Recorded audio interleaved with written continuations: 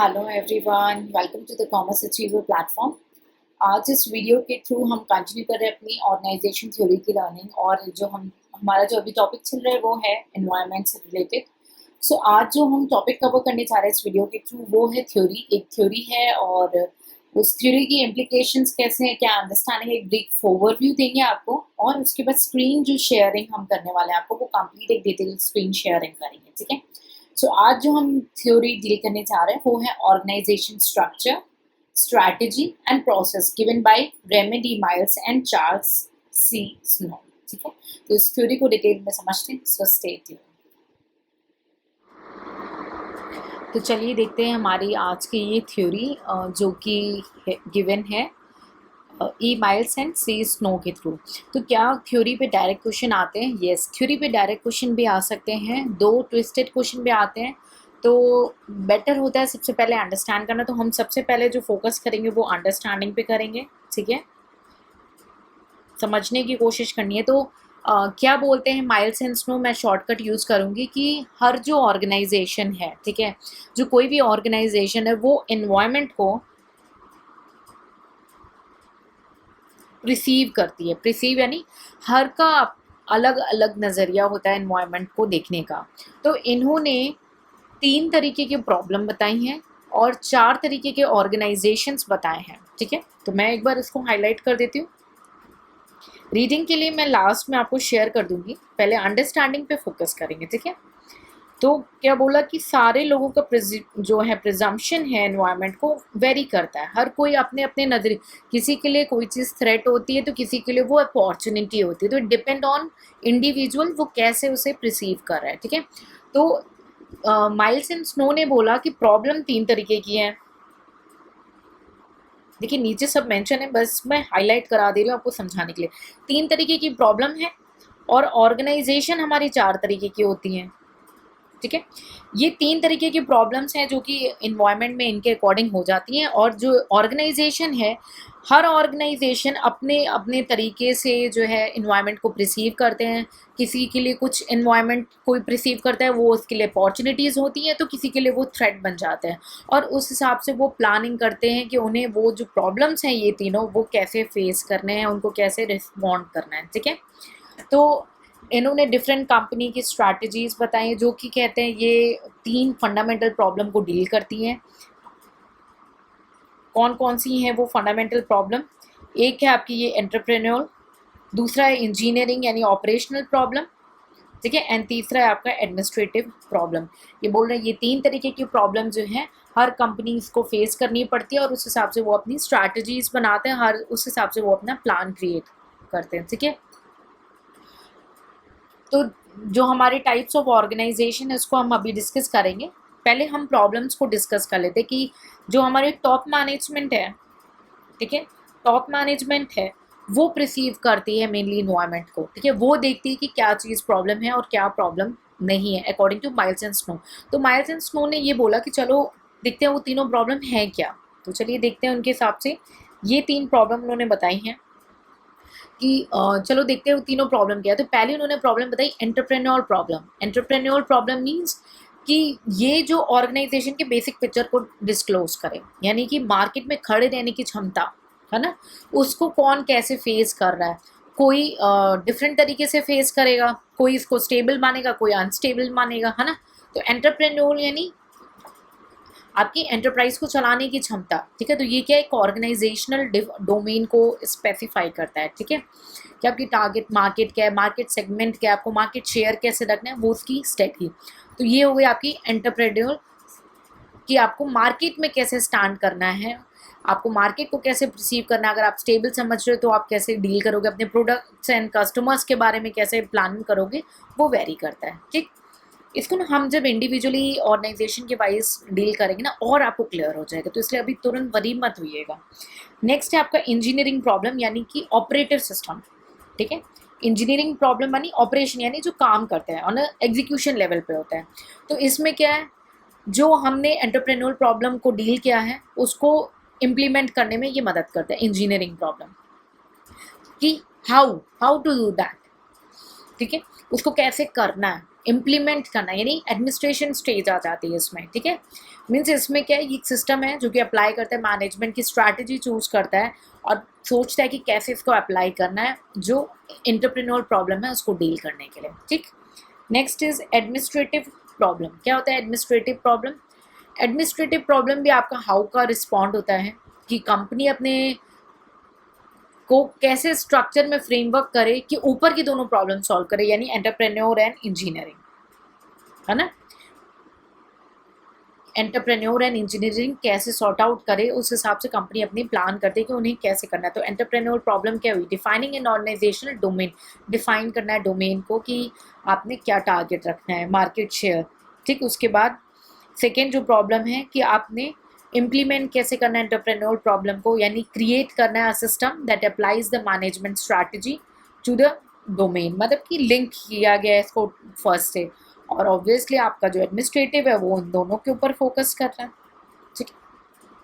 तो उन्होंने बोला 3 तरीके की प्रॉब्लम है और हर ऑर्गेनाइजेशन उनको डिफरेंट व्यू पॉइंट लेते हैं। तो उन्होंने 4 तरीके की ऑर्गेनाइजेशन बताया, एक डिफेंडर, एक एनालाइजर, एक प्रोस्पेक्टर एंड एक रिएक्टर। इन्होंने बोला कि 4 तरीके के ऑर्गेनाइजेशन हैं, ये चारों जो हैं अपने तरीके से परसीव करते हैं एनवायरनमेंट को।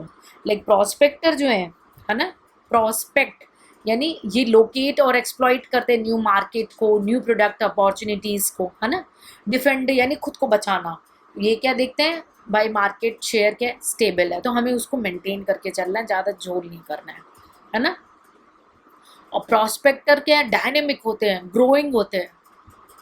और वहीं पे अगर हम डिफेंडर की बात करें तो उनके लिए सारा कुछ स्टेबल है, तो भाई चुपचाप चलो, कम से कम जो है उसको बना के चलना है, ठीक। एनालाइजर क्या होते हैं? एनालाइजर क्या होता है? ये प्रोस्पेक्टर और डिफेंडर के कॉम्बिनेशन हो जाते हैं। कहते हैं एनालाइज करो, देखो जहाँ चीज़ें ज़्यादा अच्छी उस डायरेक्शन में मुड़ जाओ, यानी स्लो चेंजेस पे फोकस करते हैं, है ना। और उसके बाद रिएक्टर, रिएक्टर क्या होता है? कोई प्लान नहीं, कोई स्ट्रैटेजी नहीं, जो भी इन्वायरमेंट आएगा उस समय उसके हिसाब से उसको रिसीव करेंगे और उसको उस हिसाब से रिस्पॉन्ड करेंगे, ठीक है। तो ये होते हैं आपके रिएक्टर। देखिए अब मैं पहले आपको समझाने की कोशिश करूंगी नाम से, उसके बाद मैं डिटेल में एक्सप्लेन करूंगी, क्योंकि मैं चाहती हूँ यहाँ पे समझ जाऊँ और यहीं पे मेमोराइज भी कर लूँ, ठीक है। तो मैं ऊपर ही आपको ये हो गया आपका डिफेंडर, ठीक है। उसके बाद आपका जो हो जाता है एनालाइजर, ठीक है। आप किसी को भी आगे पीछे लिख सकते हैं, इन्होंने कोई सीक्वेंस नहीं बताया। प्रोस्पेक्टर एंड रिएक्टर, थोड़ा स्पेस इशू, ठीक है, रिएक्टर, ठीक है।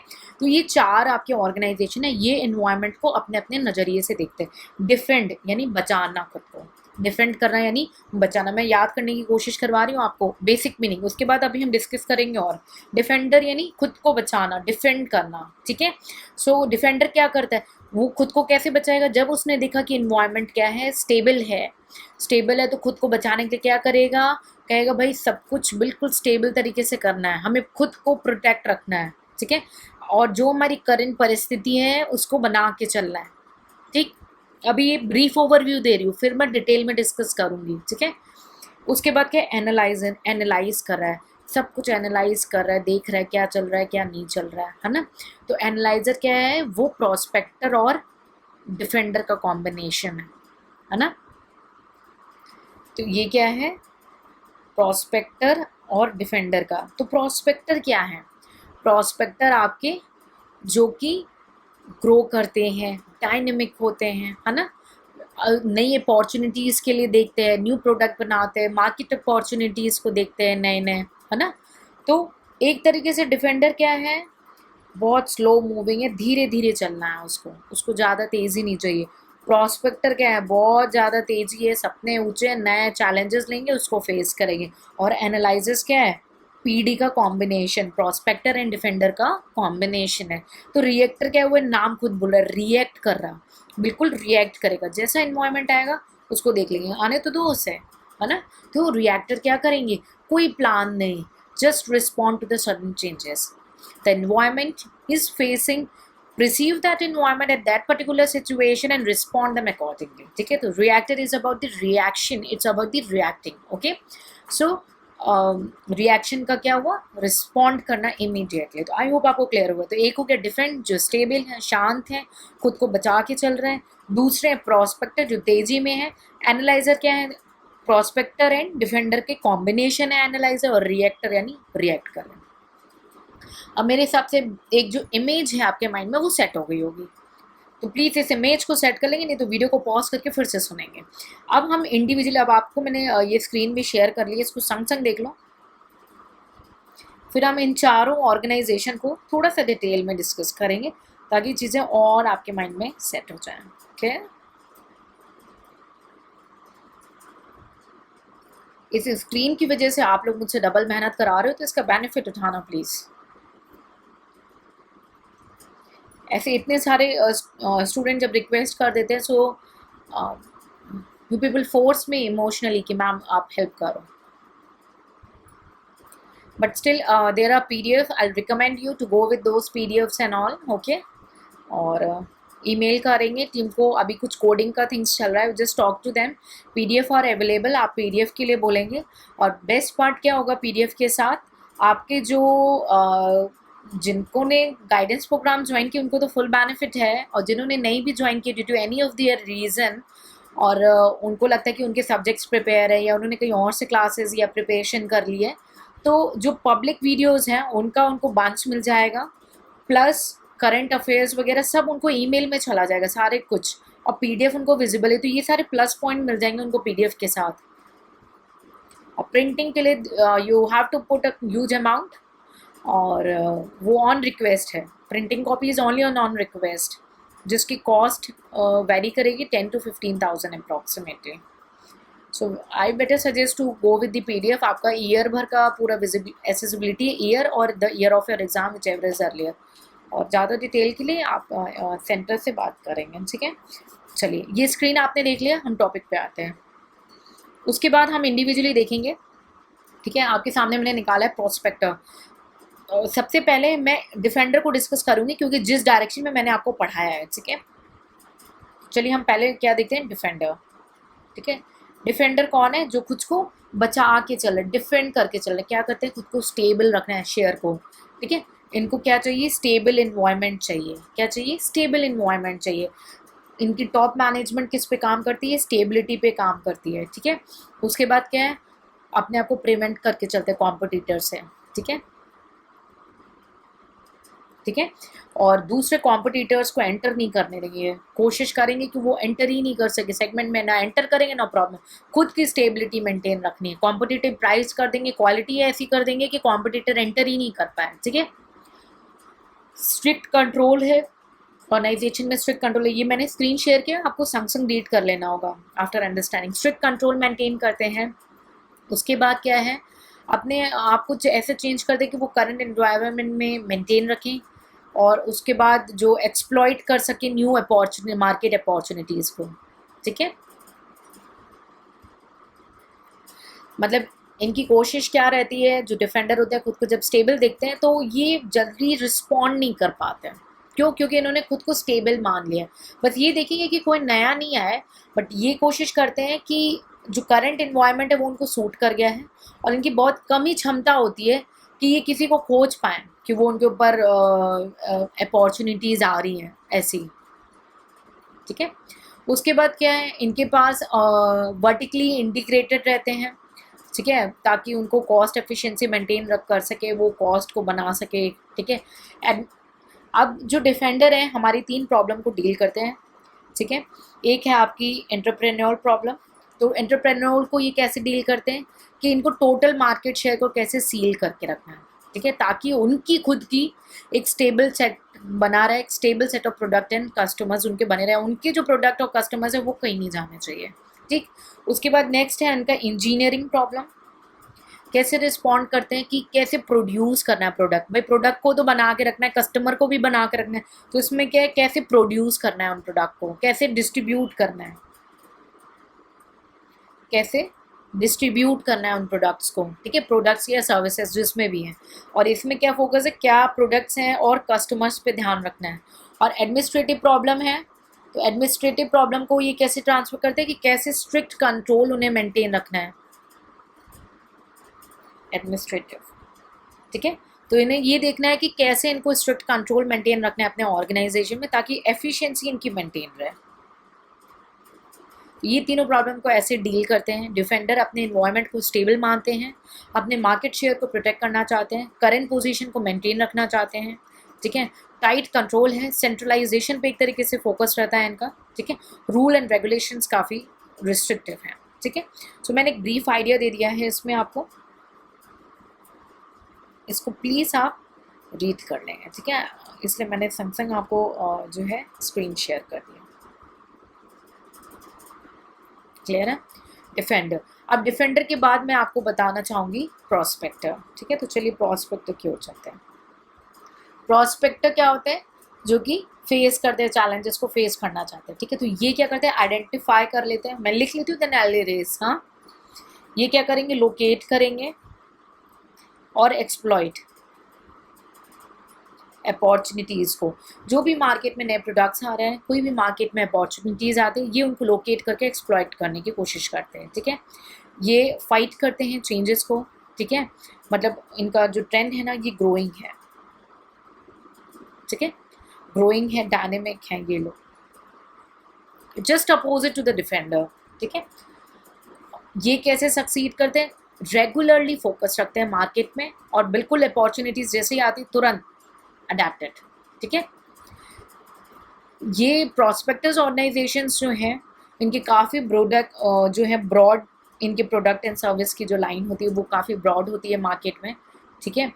और ये क्रिएटिविटी पे मेन फोकस करते हैं कि कोई भी मौका आ रहा है तो उसको क्रिएटिव हो जाओ और अडेप्ट करो, ठीक है। एफिशिएंसी पे नहीं। आपने अभी देखा डिफेंडर एफिशिएंसी पे फोकस कर रहे हैं, लेकिन ये किस पे फोकस कर रहे हैं, क्रिएटिविटी पे फोकस कर रहे हैं।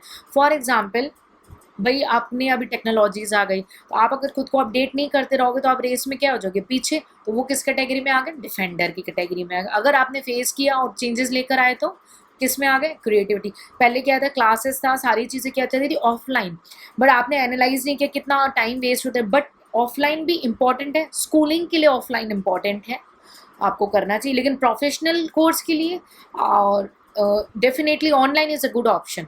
अगर आप रिसर्च एनालिसिस करें, कोई भी मिनिस्ट्री में अगर आपकी पोस्टिंग होती है या आप उन मिनिस्ट्री के साथ काम करते हैं, बिकॉज वी एनालाइज दैट कि स्कूलिंग लेवल तक और colleges that should be offline, completely offline, उनमें ऑनलाइन पढ़ाई नहीं होनी चाहिए।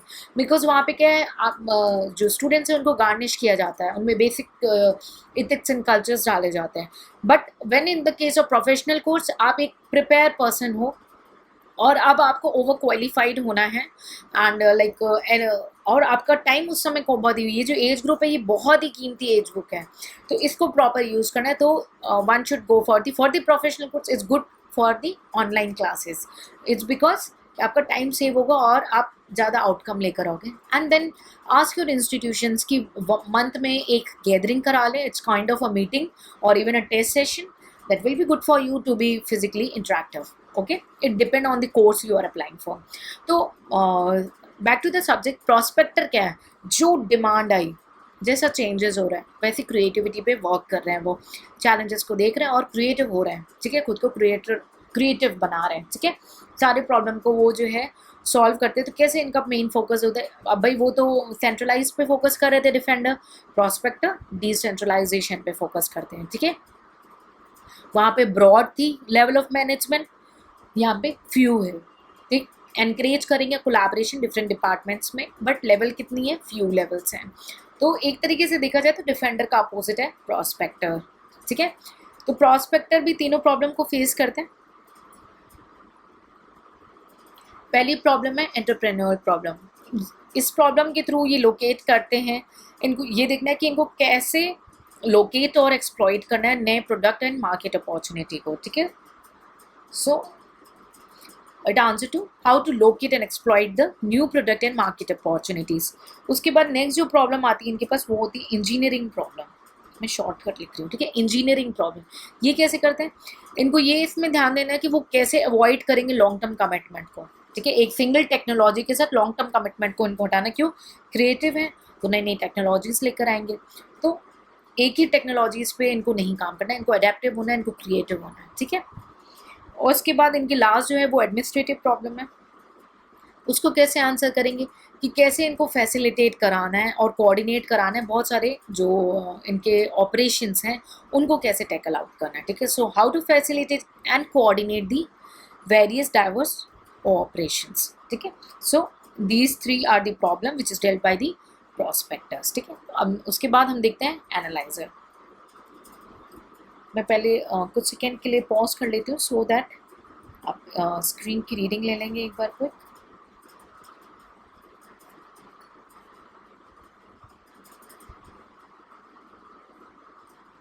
Okay, please have a look on the prospector.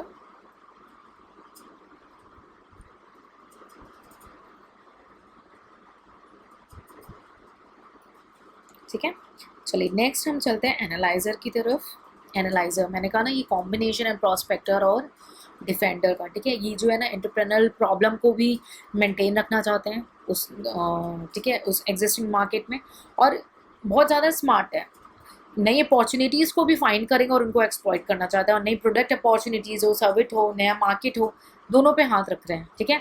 Minimise करते हैं रिस्क को, मैक्सिमाइज करते हैं प्रॉफिट अपॉर्चुनिटीज़ को, ठीक है। लोकलाइज करेंगे, एक्सप्लॉइट भी करेंगे न्यू अपॉर्चुनिटीज़ को, और साथ ही साथ अपने ट्रेडिशनल मार्केट को भी मेंटेन रखेंगे। बट अब ट्रेडिशनल को मेंटेन करने के साथ साथ नए पे भी फोकस रहता है इनका पूरा, ठीक है। तो एक तरीके से बैलेंस करते हैं, डुअल टेक्नोलॉजी पे फोकस करते हैं, ठीक है। और एनालाइजर जो है काफ़ी इनएफिशिएंसी भी और इनफेक्टिवनेस फेस करते हैं, ठीक है, क्योंकि इनको काफ़ी बैलेंस करना पड़ता है। अगर इन्होंने प्रॉब्लम करी तो they face a very big problem, ठीक है, ऑपरेशनल प्रॉब्लम हो सकते हैं इन्हें, ठीक है। तो इन्होंने देखा तीनों क्वेश्चन को कैसे आंसर कर रहे हैं। पहले ये फोकस करते हैं कि ये स्लो चेंजेस हैं क्योंकि इनको बैलेंस बनाना पड़ता है दोनों के बीच में, ठीक है। इनको होल्ड करना है market share but some innovation, यानी होल्ड प्लस इनोवेशन। तो ये आपकी स्टेबिलिटी हो गई और ये आपकी क्रिएटिविटी हो गई, है ना, तो दोनों का कॉम्बिनेशन हो गया, ठीक है। तो ये मार्केट अपॉर्चुनिटी को भी सीख करते हैं और उनको भी, और साथ ही साथ एग्जिस्टिंग मार्केट को भी मेंटेन करने पे बिलीव रखते हैं, ठीक है। और उसके बाद क्या, ये एफिशिएंट प्रोडक्शन पे फोकस करते हैं, फ्लेक्सिबिलिटी है, ठीक है, और टाइट कंट्रोल भी रखते हैं एग्जिस्टिंग एरियाज में, बट बहुत ही कम कंट्रोल होता है इनके न्यू प्रोडक्ट्स में, वहाँ पे वो इनोवेशन पे फोकस करते हैं, यानी कॉम्बिनेशन है दोनों का, ठीक है। तो देखते हैं तीनों प्रॉब्लम को कैसे ये जो है सॉल्व करते हैं। पहली है इनकी एंटरप्रेन्योरल प्रॉब्लम। एंटरप्रेन्योरल प्रॉब्लम को ये कैसे डील करते हैं कि कैसे इन्हें लोकेट और एक्सप्लॉइट करना न्यू प्रोडक्ट्स को और मार्केट अपॉर्चुनिटीज़ को, और साइमल्टेनियसली लोकेट एंड एक्सप्लॉइट तो करना ही है, ठीक है, साइमल्टेनियसली इनको मेंटेन भी करना है एग्जिस्टिंग का, क्योंकि ये दोनों के कॉम्बिनेशन है, ठीक है। तो मेंटेन करना है फॉर्म के बेस को, ट्रेडिशनल जो प्रोडक्ट उनके चल रहे हैं ऑलरेडी, ठीक है। एंटरप्रेन्योरल प्रॉब्लम के बाद जो नेक्स्ट इनकी है इंजीनियरिंग प्रॉब्लम। कैसे डील करेंगे इंजीनियरिंग प्रॉब्लम के साथ, इनको ये रिस्पॉन्ड करना है कि कैसे इनको चेक करना है कि कैसा है इनका environment, stable proportion find out करना है, ठीक है, और उस हिसाब से जो चेंज फ्लेक्सिबल है उसमें चेंजेस ले आने हैं। तो ये किस पे फोकस करते हैं, how to be efficient in stable, ठीक है, domain and flexible in the changing proportion, मैंने दोनों पे साइमल्टेनियसली फोकस करना है, ठीक है। ये हो गई इनकी engineering problem. And last is the administrative problem. Administrative problem को कैसे डील करेंगे ये, कि कैसे डिफ्रेंशिएट करना ऑर्गेनाइजेशन के स्ट्रक्चर और प्रोसेसेस को, ताकि स्टेबल एंड डायनेमिक दोनों को मीट आउट किया जा सके, ठीक है। So it's deal with how to differentiate the organisation का structure and process to accommodate both the system, like stable for the existing system and dynamic for the areas of operations of the new products or market share, ठीक है। तो ये combination है दोनों का, clear. मैं screen देखिए, अब तो माइंड में बिल्कुल ये सेट गया। मैं चाहती हूँ ना जब भी थ्योरी पढ़ो बिल्कुल कमांड कर जाओ, ठीक है। रीड कर लेंगे इसको प्लीज़।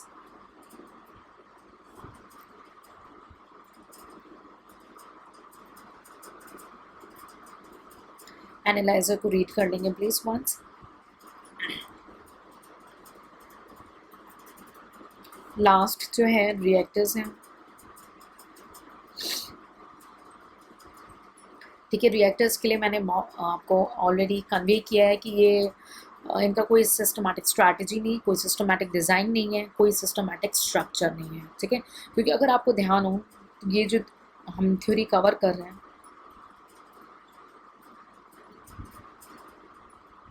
ये स्ट्रैटेजी, स्ट्रक्चर और प्रोसेस पे फोकस कर रही है, स्ट्रैटेजी, स्ट्रक्चर एंड प्रोसेस पे, ठीक है।